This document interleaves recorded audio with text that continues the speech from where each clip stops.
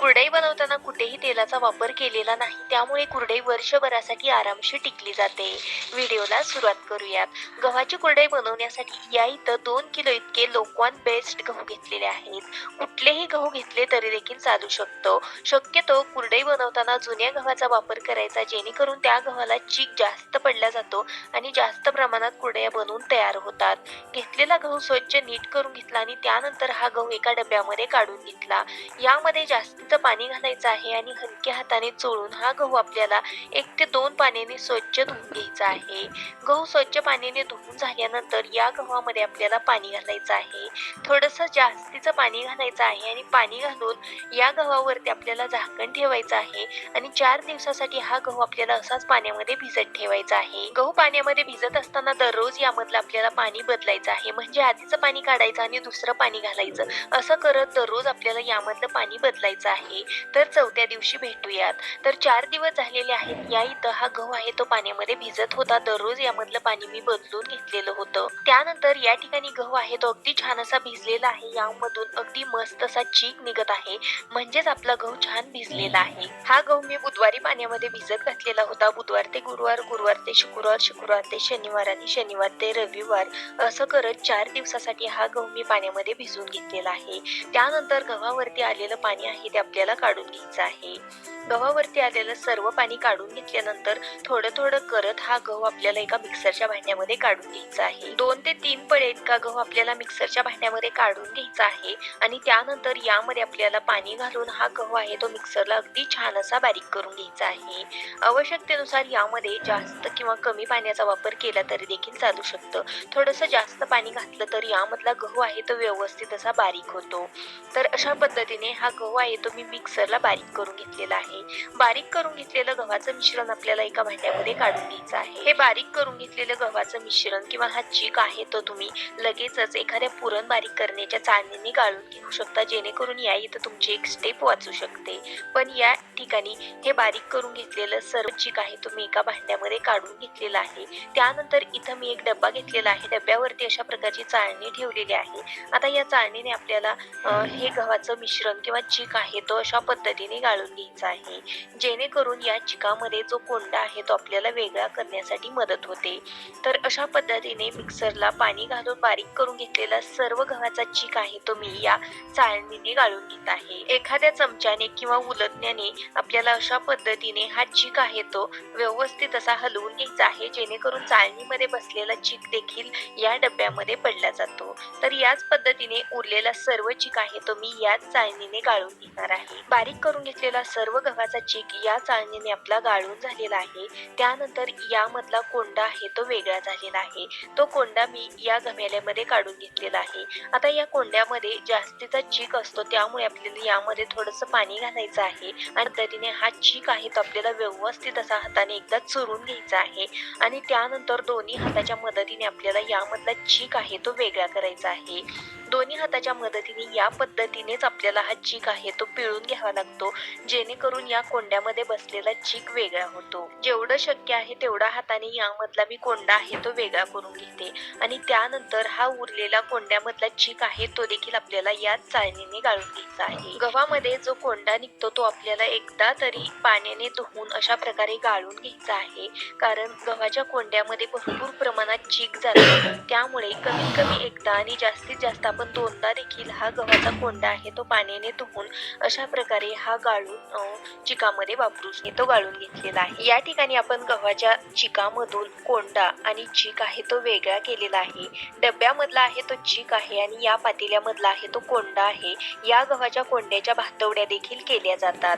तर बनवून घेतलेला आपण चीक आहे तो पुन्हा एकदा आपल्याला गाळून घ्यायचा आहे. त्यासाठी सोजीची चाळणी घ्यायची आहे आणि सोजीच्या चाळणीने आपण बनवून घेतलेला सर्व चीक आहे तो एकदा गाळून घ्यायचा आहे. असं केल्याने आपल्या चिकामध्ये जो काही चुकून कोंडा गेलेला असतो तो देखील वेगळा होतो आणि आपली कुरडई आहे ती अगदी पांढरी शुभ्र होण्यासाठी मदत होते. त्यामुळे आपल्याला पुन्हा एकदा हा चीक आहे तो अशा प्रकारे एका सोजीच्या चाळणीने गाळून घ्यायचा आहे. तर इथं बघू शकता चीक गाळून झाल्यानंतर या सोजीच्या चाळणीमध्ये भरपूर प्रमाणात अगदी बारीकसर अशा प्रकारचा कोंडा निघलेला आहे आणि या इथं आपला हा आहे तो गव्हाचा चीक आहे. सोजीच्या चाळणीने गाळून घेतलेला गव्हाचा चीक चीक आपल्याला पुन्हा एकदा एका सुती कापडाने गाळून घ्यायचा आहे. असं केल्याने आपली कुरडई आहे ती आणखीनच जास्त पांढरी शुभ्र होण्यास मदत होते. तर या पद्धतीने एक सुती कापड मी डब्याला बांधून घेतलेला आहे आणि अशा पद्धतीने हा चीक आहे तो मी या सुती कापडामध्ये गाळून घेतलेला आहे. त्यानंतर तुम्ही बघू शकता या सुती कापडामध्ये देखील थोड्या प्रमाणात अशा प्रकारे गव्हाचा चाळ आहे हा निघाला तर आपली कुरडई पांढरी शुभ्र होण्यास मदत होते. तर इथं आपला गव्हाचा चीक आहे तो काढून झालेला आहे. याच्यावरती झाकण ठेवूयात आणि हा गव्हाचा चीक आहे तो रात्रभरासाठी असाच ठेवून देऊयात. चौथ्या दिवशी आपण गव्हाचा चीक काढलेला होता. आता आपण 5व्या दिवशी याच्यावरचं झाकण काढूयात. तर तुम्ही बघू शकता वरती अगदी लालसर रंगाचं पाणी आलेलं आहे. आता हे पाणी आहे ते आपल्याला अलगद असं बाजूला काढून घ्यायचं आहे. चिकावरचं पाणी काढत असताना चीक यायला लागला की आपल्याला थांबायचं आहे आणि त्यानंतर या चिकामध्ये आपल्याला दुसरं पाणी घालायचं आहे. असं केल्याने आपली कुरडई आहे ती आणखीनच पांढरी शुभ्र होण्यास मदत होते. तर 5व्या दिवशी मी याच्यावरचं पाणी काढलेलं आहे आणि यामध्ये दुसरं पाणी घालत आहे. आता आपण भेटूयात 6व्या दिवशी. 6व्या दिवशी इथं डब्यावरचं मी झाकण काढते आणि झाकण काढल्यानंतर तुम्ही बघू शकता चिकावरती पाणी आलेलं आहे. ते पाणी आपल्याला अलगद असं बाजूला काढून घ्यायचं आहे. तुम्ही जर का 4थ्या दिवशी गव्हाचा चीक लवकर काढत असाल, सकाळी काढत असाल तर संध्याकाळी गव्हाच्या चिकामधलं पाणी बदलू शकता आणि तो डब्बा झाकण ठेवून तुम्ही 5व्या दिवशी कुरडई बनवण्यासाठी घेऊ शकता. पण हा गव्हाचा चीक मी 4थ्या दिवशी संध्याकाळी काढलेला होता आणि मी सकाळी याच्यामधलं पाणी बदललं, त्यामुळे मी याची कुरडई 6व्या दिवशी बनवण्यासाठी घेतलेली आहे. या गव्हाच्या कुरडईमधलं किंवा या चिकामधलं आपल्याला पाणी आहे ते एकदा बदलून घ्यायचं आहे. त्यामुळे आपली कुरडई अगदी छान पांढरी शुभ्र होण्यास मदत होते. जेवढं शक्य आहे तेवढं या चिकावरचं मी पाणी काढून घेतलेलं आहे. त्यानंतर डब्याच्या तळाला राहिलेला आहे तो आपल्याला प्युअर गव्हाचा चीक भेटलेला आहे. या चिकापासून आपण कुरडया बनवणार आहोत. हा गव्हाचा चीक आहे तो डब्याला अगदी घट्ट बसलेला आहे. हा चीक आपल्याला डब्यापासून वेगळा करण्यासाठी एखाद्या चमच्याचा किंवा उलटण्याचा वापर करायचा आहे आणि अशा पद्धतीने हा चीक आपण डब्यापासून वेगळा करून घेऊयात. गव्हाचा चीक डब्यापासून वेगळा केल्यानंतर हा गव्हाचा चीक आहे तो आपल्याला हाताने व्यवस्थित असा प्लेनसर करून घ्यायचा आहे. कारण पळीने किंवा एखाद्या उलटण्याने हा चीक प्लेन करणं अजिबात शक्य नाही. त्यामुळे हा चीक आपल्याला हातानेच व्यवस्थित असा यामधल्या गुठळ्या फोडून घ्याव्या लागतात. या प्रोसेसला आमच्याकडे चीक मोडणे असंही म्हटलं जातं. त्यानंतर इथं बघू शकता अगदी प्लेनसर अशा प्रकारचा आपला गव्हाचा चीक आहे तो तयार झालेला आहे. हा चीक आपल्याला एखाद्या भांड्याने किंवा पातेल्याने मोजून घ्यायचा आहे, जेणेकरून कुरडई बनवण्यासाठी पाणी किती वापरायचं याचा अंदाज येतो. तर या इथं तुम्ही बघू शकता हा चीक आहे तो मी एका पातेल्यामध्ये काढून घेतलेला आहे. एक पातेलं भरण्यासाठी एवढा असा चीक आहे तो कमी आहे. एवढ्याच पाण्याचा वापर आपल्याला इथं करायचा आहे.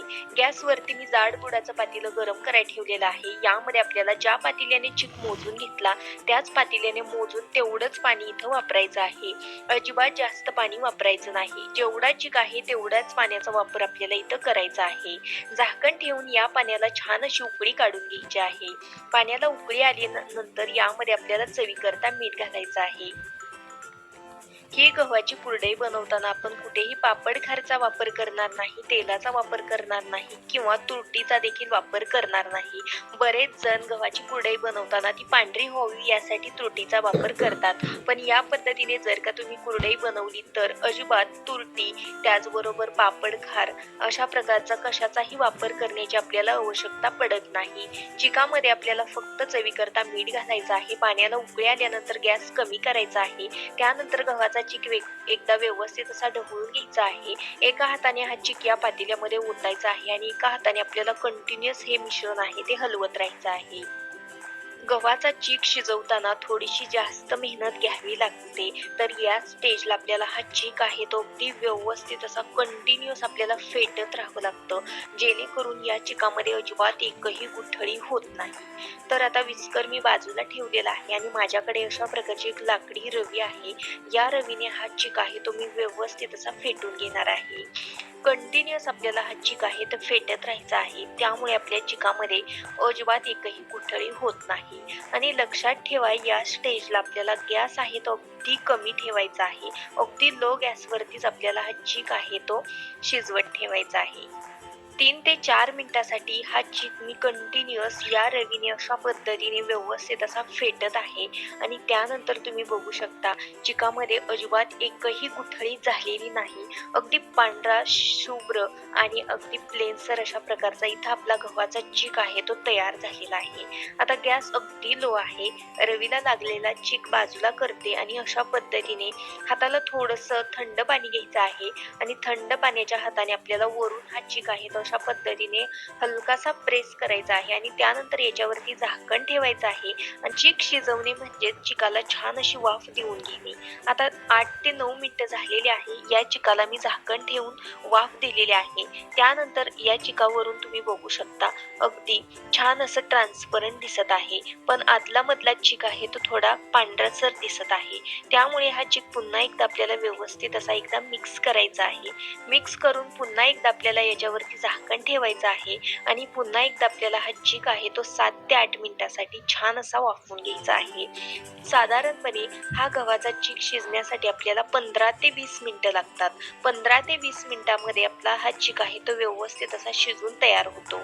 पुन्हा एकदा या गव्हाच्या चिकाला मी 8 ते 9 मिनिटासाठी छान अशी वाफ देऊन घेतलेली आहे.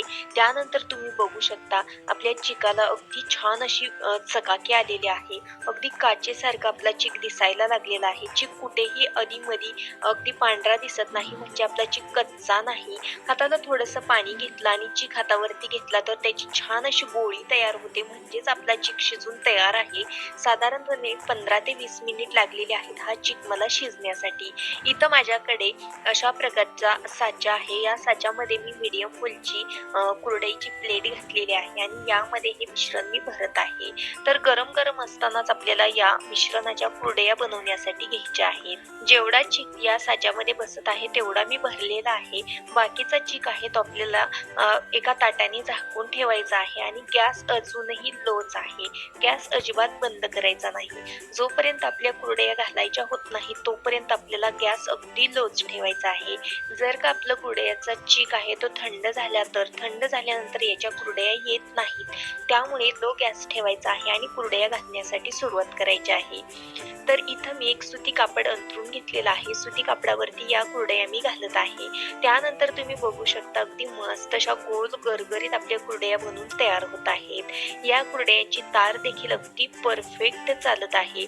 आपला चीक अगदी परफेक्ट असा शिजलेला आहे. या ठिकाणी मी सर्व कुरडया आहेत त्या घालून घेतलेल्या आहेत. तर 2 किलो गव्हामध्ये भरपूर साऱ्या कुरडया बनून तयार होतात. अशा प्रकारे ह्या कुरडया थोड्या वेळासाठी मी फॅनच्या हवेला सुकवून घेतल्या. त्यानंतर ह्या कुरडया अगदी अलगद अशा पलटी होत आहेत. 2 ते 3 दिवस या कुरडया मी उन्हामध्ये वाळून घेतलेल्या आहेत. त्यानंतर तुम्ही बघू शकता या इथं आपल्या मस्त अशा पांढऱ्या शुभ्र गव्हाच्या कुरडया बनून तयार झालेल्या आहेत. यामधल्या काही कुरडया मी तुम्हाला तळून दाखवते. त्यासाठी कढईमध्ये तेल गरम करून घेतलेलं आहे. तेलात घालता क्षणी तुम्ही बघू शकता ही कुरडई आहे ती अगदी दुप्पट तिप्पट अगदी छान अशा दुप्पट तिप्पट पांढऱ्या शुभ्र फुललेल्या आहेत. ही कुरडई बनवताना आपण कुठेही तेलाचा वापर केला नाही, त्यामुळे कुरडई वर्षभरासाठी आरामशीर टिकली जाते. व्हिडिओ आवडला असेल तर व्हिडिओला प्लीज एक लाईक नक्की करा. चॅनलवरती नवीन असाल तर सबस्क्राईब करा.